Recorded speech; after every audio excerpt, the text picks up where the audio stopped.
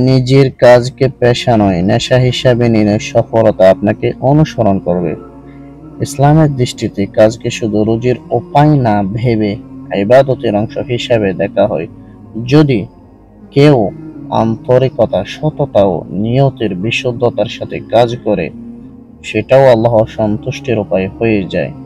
রাসূলুল্লাহ সাল্লাল্লাহু আলাইহি ওয়াসাল্লাম বলেছেন, নিয়ত অনুযায়ী প্রতিটি কাজের ফল। অর্থাৎ যদি আপনি কাজকে শুধু টাকা উপার্জনের জন্য না করে বরং আল্লাহর জন্য, মানুষের উপকারের জন্য করেন, তাহলে সেই কাজই ইবাদত হয়ে যায়। তখন সেটা আপনাকে শুধু দুনিয়ার সফলতা নয়, আখিরাতের পুরস্কারও এনে দেয়। ইসলাম অলসতাকে নয়, বরং উদ্যম ও চেষ্টা, পরিশ্রমকে উৎসাহ দেয়। রাসূল সাল্লাল্লাহু আলাইহি ওয়াসাল্লাম দোয়া করতেন, হে আল্লাহ, আমি তোমার কাছে অলসতা, দুর্বলতা ও কাপুরুষতা থেকে আশ্রয় চাই। বোঝাই যাচ্ছে ইসলাম চায় না কেউ অলস হয়ে বসে থাকুক, বরং পরিশ্রম, চেষ্টা, উদ্যমী মনোভাব, এটাই মুমিনের বৈশিষ্ট্য হওয়া উচিত। মেহনত করা মানে আল্লাহর পথে চলা। রাসূল সাল্লাল্লাহু আলাইহি ওয়াসাল্লাম বলেন, যে ব্যক্তি নিজে উপার্জন করে, নিজে চলে এবং পরিবারকে খাওয়ায়, সে আল্লাহর রাস্তায় জিহাদকারীর মতো। সুবহানাল্লাহ। অর্থাৎ আপনি যদি পরিশ্রম করে হালাল রিজিক উপার্জন করেন, তাহলে আপনার সেই নেশার মতো পরিশ্রম, সেই দায়বদ্ধতা, সেই চেষ্টা আল্লাহর নিকট অত্যন্ত প্রিয়। অবহেলা নয়, যত্নই সফলতার পথ। আল্লাহ বলেন, আর বলো, তোমরা কাজ করো, আল্লাহ তোমাদের কাজ দেখবেন এবং তার রাসূল সাল্লাল্লাহু আলাইহি ওয়াসাল্লাম ও মুমিনরাও দেখবেন। সুবহানাল্লাহ। অর্থাৎ ইসলাম আমাদের উৎসাহ দেয়, দায়িত্ব নিয়ে কাজ করো, মন দিয়ে করো। মানুষ দেখুক অথবা না দেখুক, কিন্তু আল্লাহ দেখছেন। আর যার কাজ আল্লাহ পছন্দ করেন তার জন্য সফলতা অবধারিত।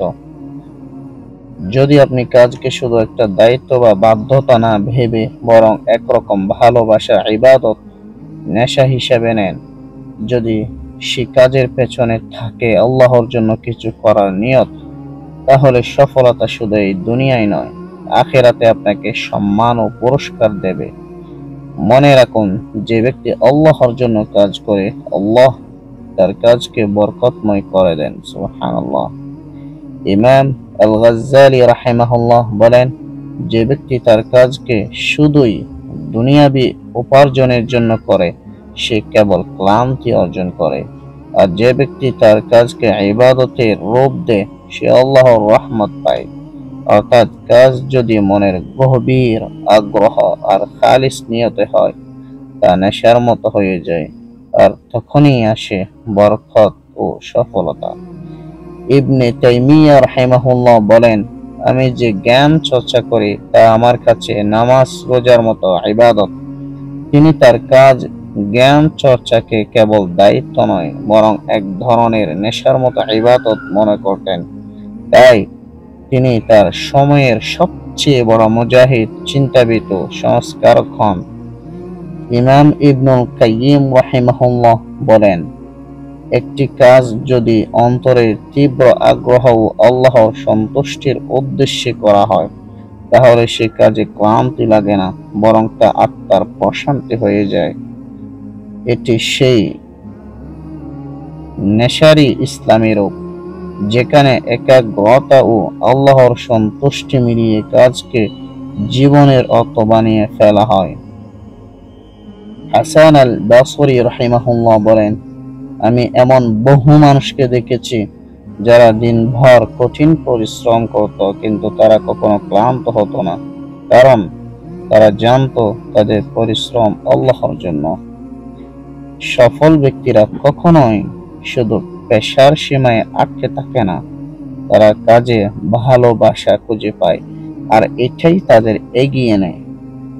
ইমাম আহমদ ইবনে হাম্বল রাহিমাহুল্লাহ বলতেন, জীবনের শেষ মুহূর্ত পর্যন্ত জ্ঞান অন্বেষণ করো, কারণ এটাই তোমাকে উপরে উঠাবে।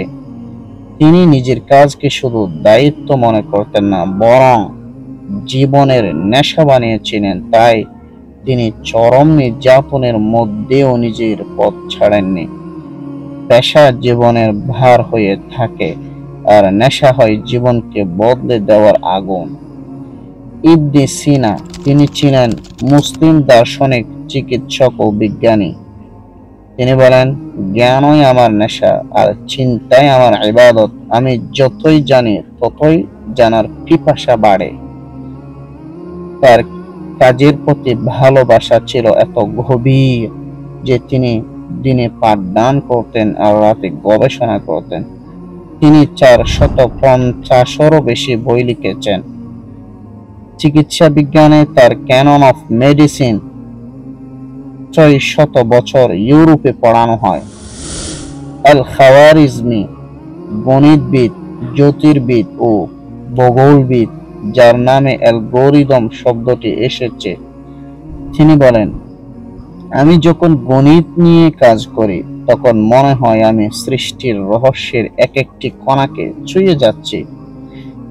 তিনি আলজেব্রার জনক, যার কাজকে শুধু চাকরি হিসাবে দেখেননি, বরং এক নেশা ও ইবাদতের রূপে দেখেছেন। তাই তো তিনি ইতিহাসের সবচেয়ে গুরুত্বপূর্ণ গণিতবিদদের একজন। আল বেরুনি, তিনি বিজ্ঞান, ভূগোল, জ্যোতির্বিদ্যা, গণিত ও ইতিহাসের পারদর্শী একজন মুসলিম পণ্ডিত। সত্যের সন্ধানই আমার জীবনের মূল কাজ। আমার জন্য বিজ্ঞান হলো আত্মার প্রশান্তি। তিনি বিজ্ঞানকে দুনিয়াবী সফলতার জন্য নয়, বরং সত্যের ইবাদত মনে করতেন। মৃত্যুশয্যায়ও তিনি জ্ঞান চর্চা নিয়ে প্রশ্ন করেন। ইবনে হাইতাম, অপটিক্স, আলো বিজ্ঞানের জনক, তিনি বলেন, আমি সত্য জানার চেষ্টা করি, সে চেষ্টা আল্লাহর সন্তুষ্টির জন্য। গবেষণায় আমার আরাধনা।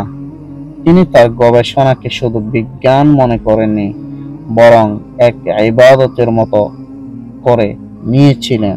তার এই নেশাই তাকে আধুনিক বিজ্ঞানের ভিত্তি স্থাপন করতে সাহায্য করেছে।